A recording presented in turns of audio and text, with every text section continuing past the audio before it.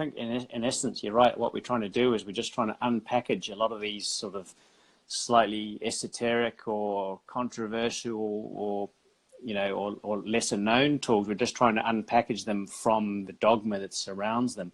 And we're just actually trying to bring them to the table into everyday use and realize that every tool has the ability to be able to tap into our nervous system, and our nervous system state is going to be able to respond to any kind of tool.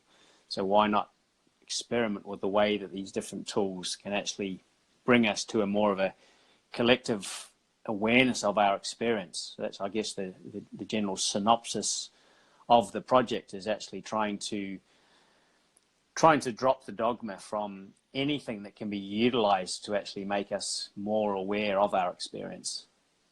You know, the issue today, especially with mental health, is that we do have a lot of anxiety about the most meaningless, minute things, you know, like, did someone like my Instagram post, that it's like a small sting of suffering constantly. And this anxiety just builds. And I think what we're talking about, that wonder and that awe about existence and life that's always been with us, that's like at the core of the human experience, channeling it through that, just everything else is put in perspective. You know, you finally get to breathe and be like, like, I'm alive. Like right now I'm alive. This stuff really doesn't matter. And I think checking in with that is crucial. Our nervous system is getting taxed more than it needs to be taxed. And we're just, as you said, just constantly anxious, and we're just creating these triggers in our primitive system that actually there's no need to be triggered, and there's no need to be anxious because we're so safe and we're so secure. But when we have this deep sense of connection in a shared space, like we're around a campfire, then we have that polarity. So we're actually able to appreciate that sense of communion and that sense of peace and wonder, and that can maybe open up that space, as you said, that space of wonder, which is a very beautiful space to be in, to be actually wondering about those deeper questions and mysteries about life, you know. And then from there, it's not necessarily about just that experience. We can actually take that experience into our day-to-day practice as well, and actually be less concerned with some of the more trivial matters, and spend more time focused on some of the matters that maybe have a deeper sense of permanence and interest and importance to us, like our families and our closest relations and connections, you know. Not these massive sort of global geopolitical issues and political correctness bullshit that we seem to be tied up with, you know. It's like it's of little relevance to our day-to-day lives. Yeah, I think we really put a value in Western culture on like keen observation and being analytical, and love and gratitude and forgiveness, and, you know, all these things that sound nice. I think the most undervalued one is wonder and awe.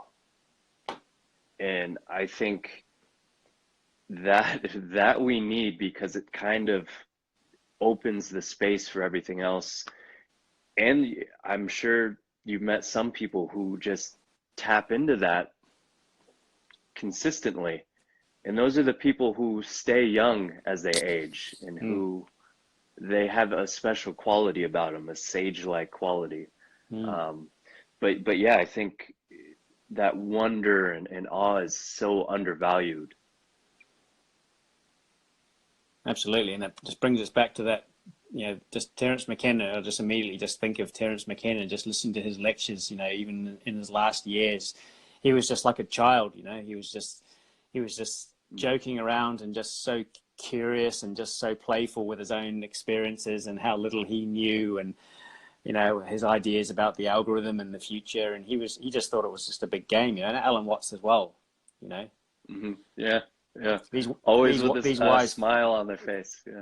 Yeah, and that's the thing. And I think you're right. I think there's a lot of seriousness, right? We've got to get everything sorted out. We've got to sort our businesses out. We've got to sort our bodies out. We've got to sort our diet.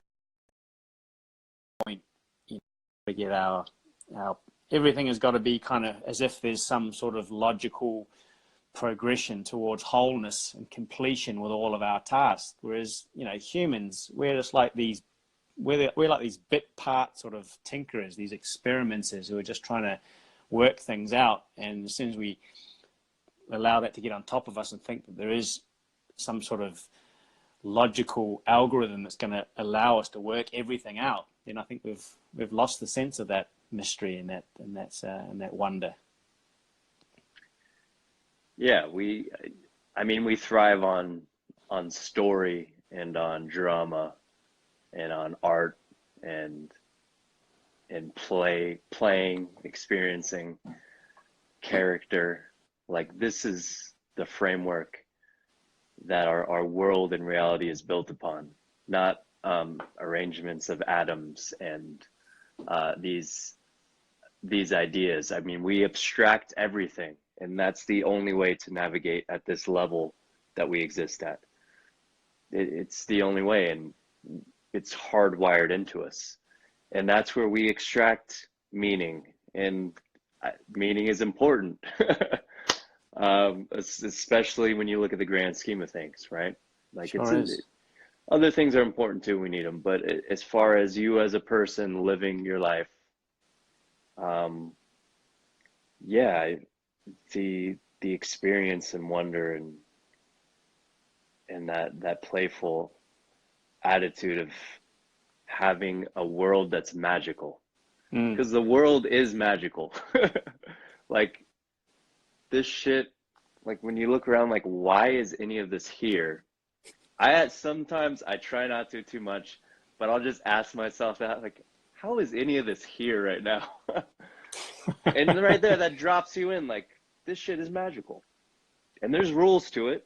And yeah, while we're here, God, well, I'm going to personally explore it.